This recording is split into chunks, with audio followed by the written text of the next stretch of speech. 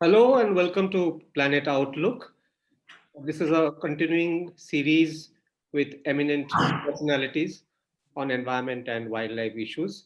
My guest today is a very familiar face in tiger conservation, Dr. Rajesh Gopal, who has steered the Project Tiger initiative for many years and now heads the Global Tiger Forum, which is an intergovernmental body looking at rejuvenation of tiger populations across all the tiger range states.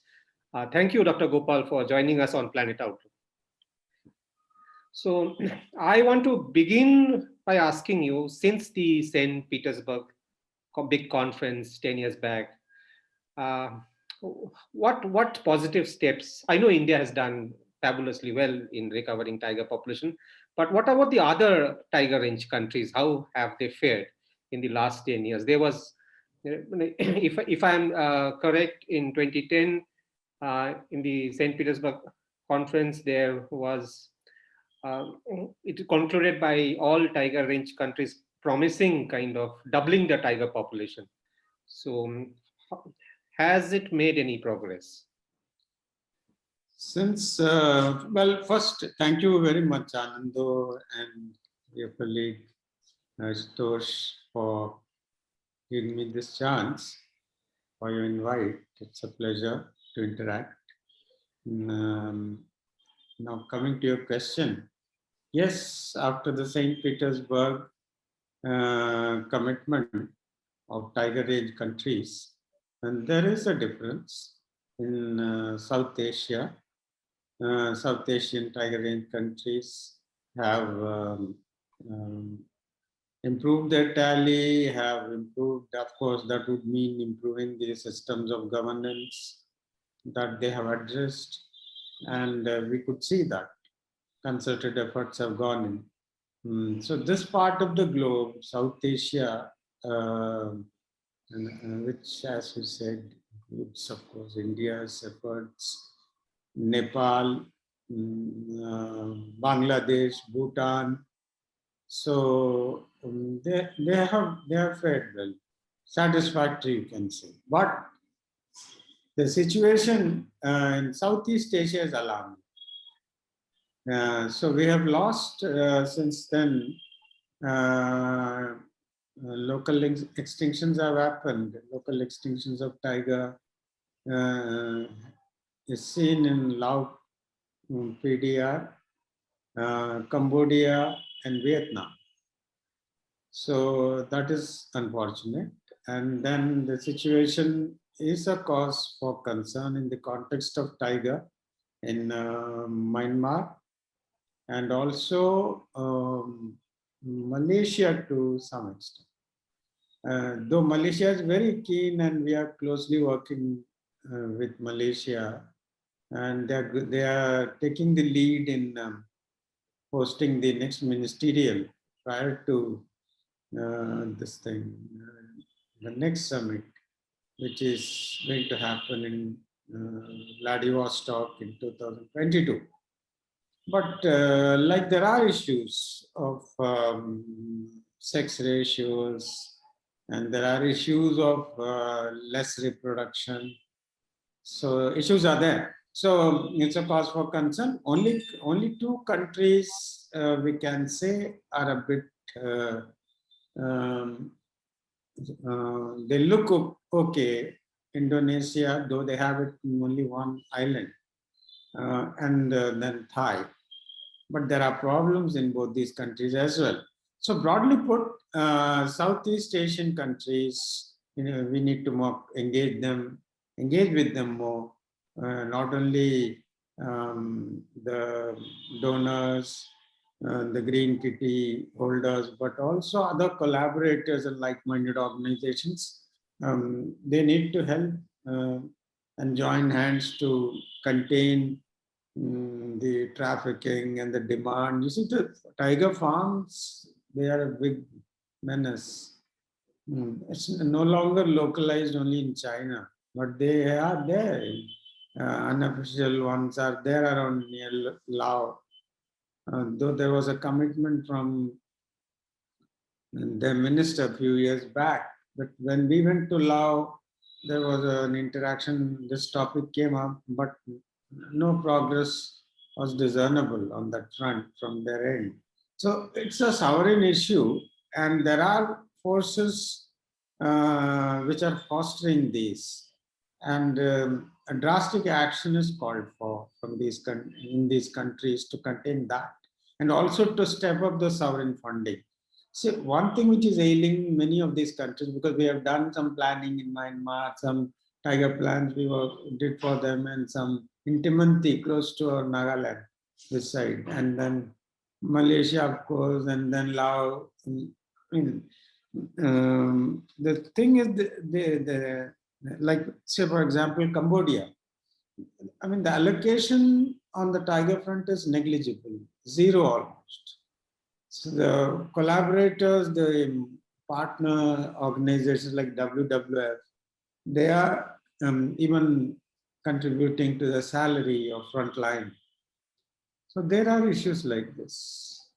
So you mentioned China, Dr. Gopal. So I want to focus on China because there are some kind of news which says China is also heavily investing on the Amur tiger population.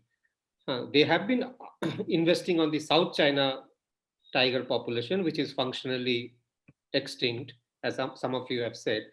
But is it true that China's conservation has taken a turn for the good towards the Amur or the Siberian tiger?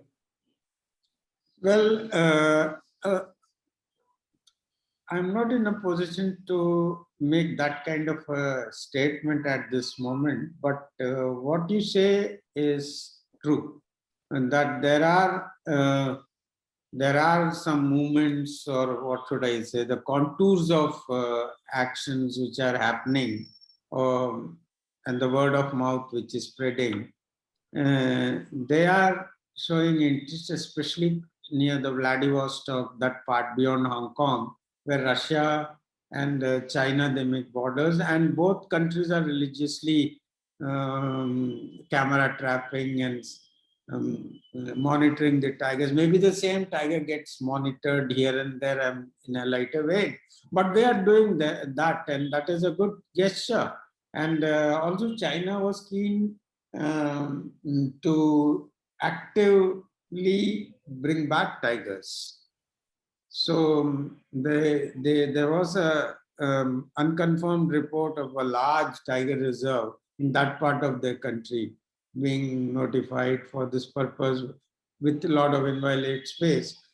But the sad thing is, all this is good, but they need to take a call on the pharmacopoeia issue, like the Indian Ayurveda, that is there to stay. And every time the argument comes up, people are suffering for want of medicines, tiger medicines, and this kind of things, in this time and age.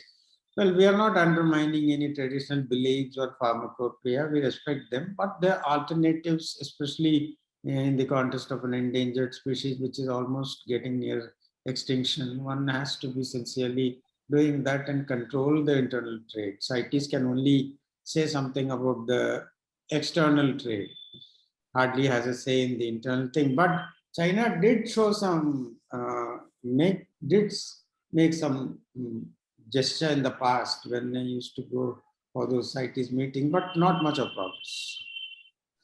So, just for the benefit of our viewers who are watching this, can just go through the historical range of the tiger and how much it has shrunk. Because if I'm not wrong, there used to be 27 countries which is to have a tiger population once upon a time, and it has come down to 13 or 12 now. With your newest assessment, it has maybe have come down to 10. So, Yeah. Historically, right from that this side of the Iran, everything originated from the central part of China. That's the cradle. One line moved towards that side, the other came down to the Southeast Asian side, the third one came via the Funnel Bridge and got into the Indian subcontinent, and then right up to Pakistan.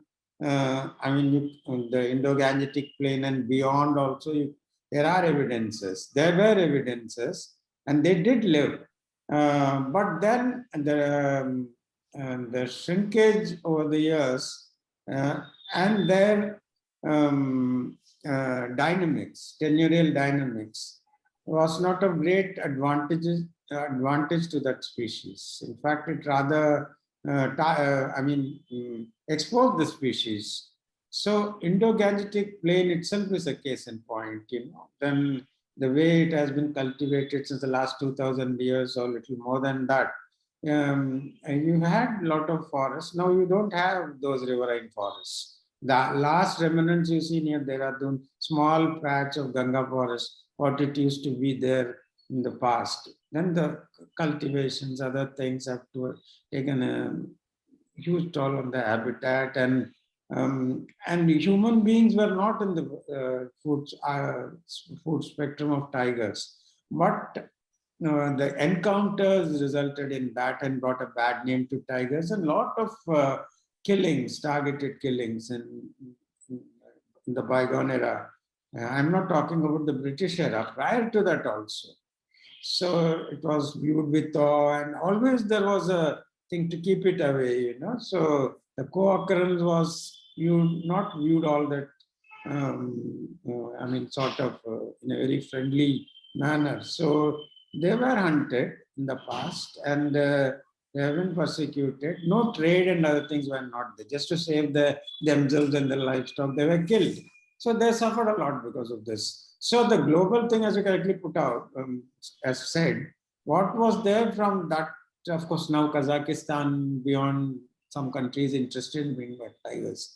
So that's besides the point. But it was there, Caspian Sea and all those areas. You had 8 subspecies, 3 now gone extinct, and now restricted to only 5 subspecies. But then the subspecies, there are only 2 as per one Yeah. taxon. I was coming to that because now the IUCN says there are only 2 subspecies, the continental tiger and the island tiger of Sumatra. Ananda, to be very frank, I find this argument irrelevant at this juncture. What is the point in splitting your hair on that? It's perhaps a very familiar game with taxonomists. It is not bringing adding value to in situ conservation of wild tigers, which is going on. So I just don't appreciate that paper also. So to be very frank with you, if it is 8 or if it is 2 Sunda tiger and this tiger, I was going to make a difference. Now, at least now, and the N is small. The number of the sample size is small. So if any organization takes up this, if it adds value to the conservation and strengthens the commitment or does something, then it's fine. But it's not happening that way. Just saying this is something only to the uterus size is same, but so what?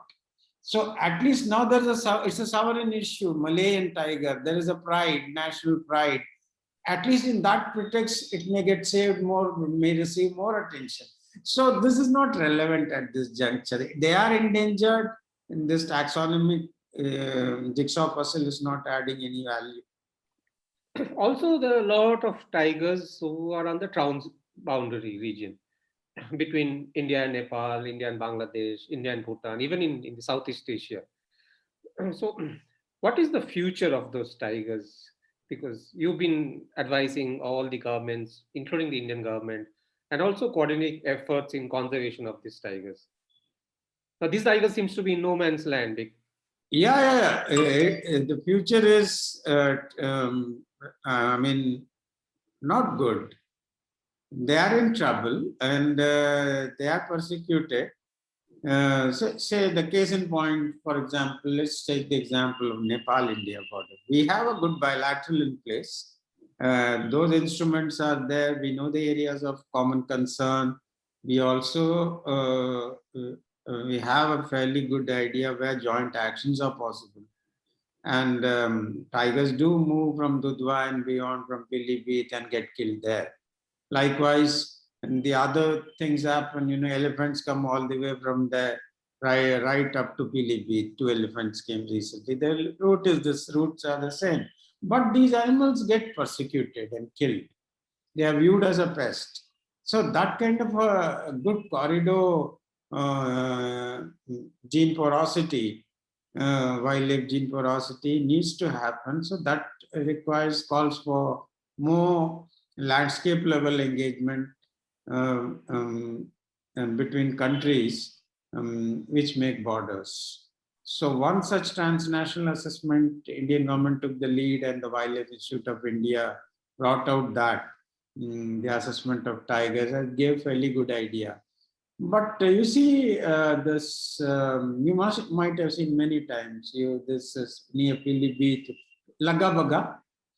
There are issues now. That side you see Nepal, it's a different scenario. But this side you have a settlement in Indian side. There are issues. Now this disturbance creates a lot of interface problems.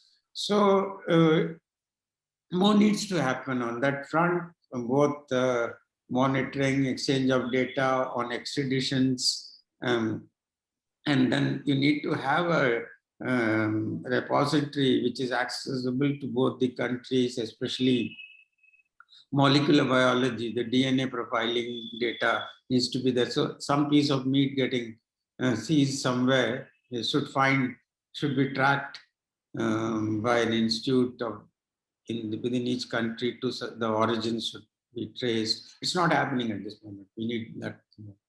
You mentioned corridors, and I have learned and heard of this corridor term for many years, since you were also holding office as director Project Tiger. But that seems to be the corridor seems to be has remained in a very gray area. We are celebrating our rise in tiger numbers, but 30% of our tiger population is in those corridors or away from those corridors, which are homeless basically. Uh, Dr. Yadav, whom we Yeah, have yeah. interviewed earlier, he said is a poor tigers kind of thing. So 1,000 tigers is a big number, sir. And those numbers can change very fast. Yes, Ananda, and these thousands are not far away. They are in the just buffered out of the source area, and the human domination and the contours of the landscape and the dynamics of the landscape has changed so much and is changing. The transformation, India is no exception. Like any developing country, either you have the environmental stochastic factors affecting it, like storm, hurricane, periodic, and the features get altered. But in our country and many other countries, the human causes, they drive the transformation. So you have a lot of altered states. So the corridors get subsumed in these alterations, and you land in patches of animal presence where it's a pest and get killed. So corridors have been, India has done a lot on this front. Now after the 2006 amendment to the national legislation, you would recall, you know it very well, there was the first time there was a mention of this looking beyond the tiger core and buffer. Buffer was sanctified, codified, core critical tiger, then all those historical things. So India has successively been mapping these, delineating these, issuing, reaching out. And now this is the time they should start the landscape approach. So that you see, it's an arithmetic of so many things now. Because of ties, not just someone going there and taking a photograph and using a good lens or something. It means good tiger number means pandemics control, the dilution effect of tiger bearing forest. Who's talking about this? There is no conversation, so barring a few publications which no one sees or reads. Then the issue of ecosystem services, which go as freebies.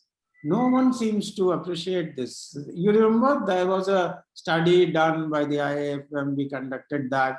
1 rupee investment, the multiplication factor, the 40 or 50 things, tangible, intangible, all those things. And lastly, what about the carbon which gets locked up in tiger bearing forests?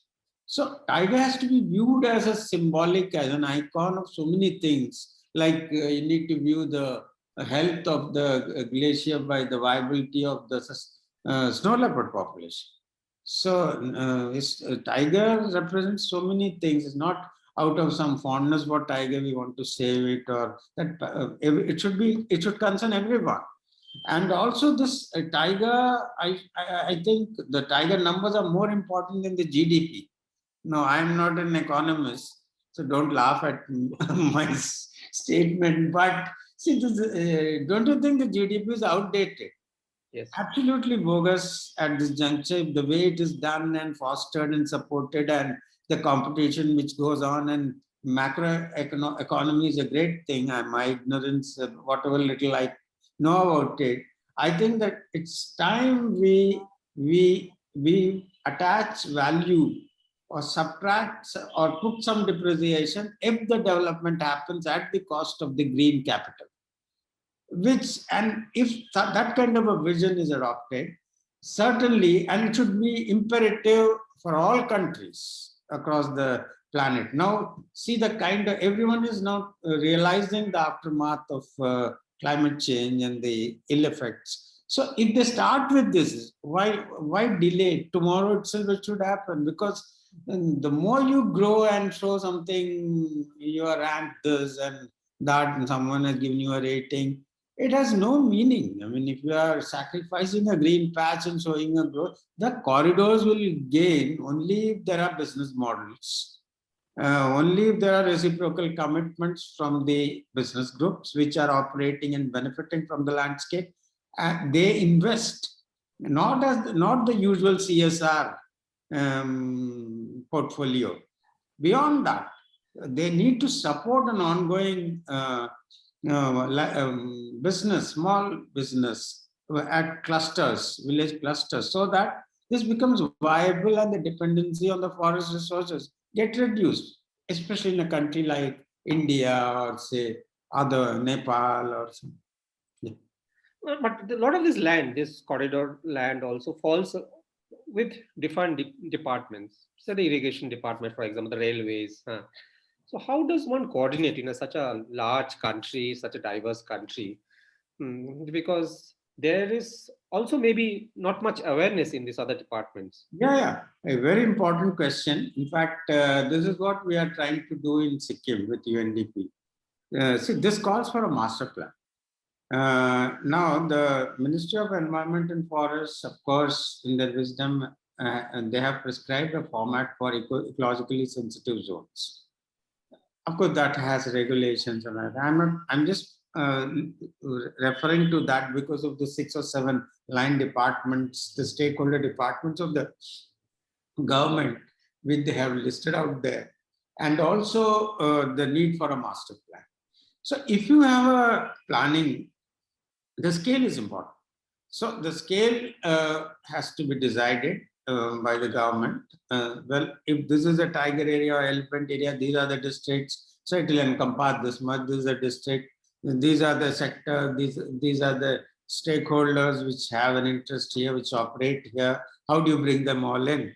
How do you factor in the concerns of this in those sectors where this is not the goal? And what sort of reciprocal commitments you want from them, on what quid pro quo, and where they should do, what they should do. And those filters, these will act as filters. So it can be beautifully done. No new investment is required, only an orientation. Who needs to do what? Who needs to avoid what? Look at the case in point is Rajaji. We helped the state in drafting the tiger conservation plan, but you see the Swang and Suswa river, they are stinking. The entire city sewage is flowing through that. The state pollution control board is there. They need to act. We had mentioned that. Another thing which you see in and around Rajaji, glaring example, it makes an urban interface. The kind of roadblocks, you still see that near Motichur, that hanging bridge, just like your hanging gardens of Babylon. So it's not complete. So the road ends. And then the Sitkul area, who's going to do all this? So if things happen like that, where is the corridor and what is going to happen? Eastern Tara is cut off from the Western Tara, you know it better. So I was also talking about landscapes. Very early in your career, you managed two of the most famous tiger parks in India, Bandhavgarh and Kana. When you go back now, after 30, 40 years kind of thing, how much has that landscape or the surrounding has changed? It has changed. The transformation has happened. But I mean, Kana, in and around Kana, touchwood, the situation has not changed much. That kind of, but around Bandhavgarh it has changed. So that is one thing. The degree of transformation varies from place to place. So, but definitely there is a change. You know, if I make a statement saying it's not change, that won't be a correct thing. But it's not really change for good. I mean, whatever we have been discussing, interacting, I don't see these factors getting. Because there are two papers. Why I'm asking, there were two scientific papers in 2017, which highlighted that the tiger population is increasingly getting into small pockets because lack of corridor. And it specifically says the all the tigers of Ranthambore have lost genetic connectivity from Central Indian tigers. So on that aspect, how worried are you? It's really worrisome.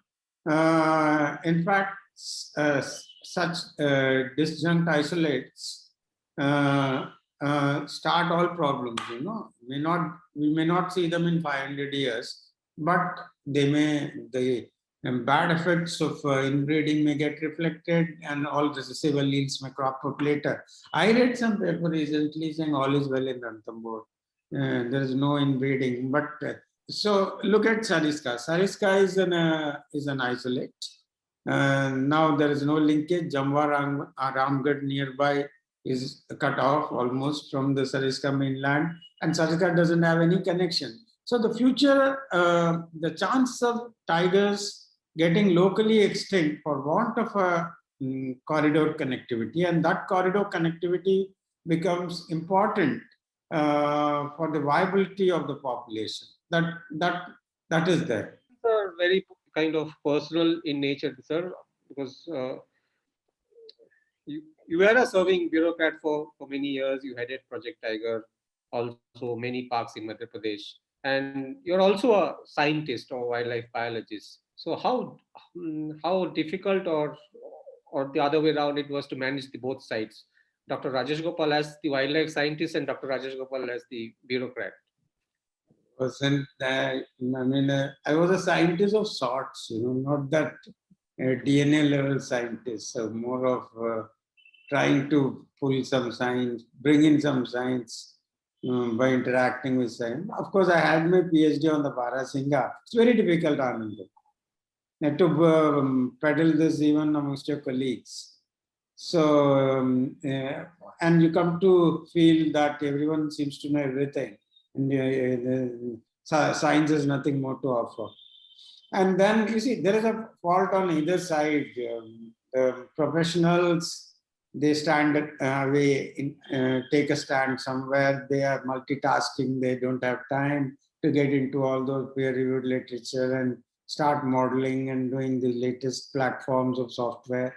And then you have extremes of scientists counting every torsion on a tiger tail and coming out to standard deviation, which is of no relevance, and doing the same thing, you know. So you'll find in science gaps, which were just making some gap analysis, where all so much has been written on the tiger front, apart from folklores and poems and all that. There's so many scientists, they found it interesting. But this very little difference, you know, if somebody does population study count using this, another one will use fuzzy logic, third one is going to use some other logic. I mean, it's of no use. Occupancy modeling, this modeling, it's a trend itself alone is important. So what you need to really research upon at this juncture to save the tiger, what facts are important for a manager? So to save the tiger from extinction, where are the gaps in the context of tiger demography or tiger and human relations? These are some thematic areas where science should be there. So I tried to bring in some semblance of science in this. Of course, the counting part I did change. What was happening in the past, I had to change it, bring the sampling method. Then science is important. We can't say wish away science. Otherwise, will never grow. So every guy who's professional, who's manning a tiger reserve, need to entertain science. I mean, not the academic science, but he has to carefully make a menu of options, or specific to the site where he's been mandated to work for a few years, and then decide based on the strength, weakness, and threats what needs. Similarly, I'll say a case in point. You have those lovely black coat, and that's there only. So some findings need to be there. If it is a recessive allele, finding an expression, how best to retain that charm? And is it of any use to the survival? All those questions can add more value to in situ conservation. And how many, even, very recently we had some good demographic data coming from Wildlife Institute of India on Corbett, based on Corbett study. Otherwise, every other guy used to talk about only camera trapping, this model, that model. What are you going to do with the numbers if the tigers are going to die? What will you count? Some basic ethology has to be there. On the prey also, you have to know more. Now, suppose can you expect the same number of tigers in like what you see in Tadoba, in Dampa? No. But the practitioner should know why no. Because the biomass gets locked up there. What sort of locking up happens? Arboreal life forms are there. You don't find big ground dwelling ungulates to feed, which tigers can feed. And then some basics, fundamentals for a frontline. Like what is the difference between a femur of a cattle, of a deer, of pig, wild pig? These are something which a forest guard knows. This is not research, but basic field craft. So even that, that those things are required. So you need to keep on bringing science at all levels so that the professionals can benefit and scientists can also benefit from them. And that's important. And now you got science sort of into. Sorry. Yeah, I was saying, I was saying you got science into how we count tigers. You changed the system, counting system. But why did it take so long? Because if we go back to photographs of FW Champion, he showed that through his wire trap cameras that every tiger has a different set of stripes. So what were the bottlenecks we had to implement such a modern technique in our process? Anando, it could have happened earlier also. Not much earlier, little earlier. But as you said, mm, definitely Champion started this. I mean, he said that trip photography thing is a starting point. And we should have started at that time itself, having catalogs of some kind of repository. But I don't know, because when I joined the service 1 or 2 years back, no, in 73, April 73, 1st of April 73, Project Tiger was launched. But in 71 or 72, Sarojraj Chaudhary was given the task of countrywide assessment and all that. So the shikaris used to track fixed IDs based on the spoors, the pug marks. So that, and then there were hair-splitting deliberations on the superiority of that method over other method, and we wasted a lot of time on that. And that it's ultimately, subsequently, it became the example of bad example of a good method, that it has its limitations. Maybe at that point in time, it might have been a very good method. But with the advancement of science, sampling is in place, and you have access to many techniques now. You should change. So that's why it could have happened, as you correctly said, should have happened. My last question is, I want to end with this. The world knows you as a tiger man. There is no doubt on that. But your PhD, your main PhD, is on a very different, another unique species. How did that happen? Not Yeah, on the tiger. Everyone wants to do a actually, PhD on the tiger. You did it on a deer. a very interesting question, Anando. Thanks. And in Kana, I had a long tenure in Kana. So Kana is symbolic of that hard-grown Barasinga. So it's very precious, more precious than the tiger. See, if there was used to be one Barasinga kill, you used to feel very sad because it's a selective gramnivore, and there is a postnatal care, and the young ones, they are nested and kept. So it's a very endangered deer in central India, only confined to that area.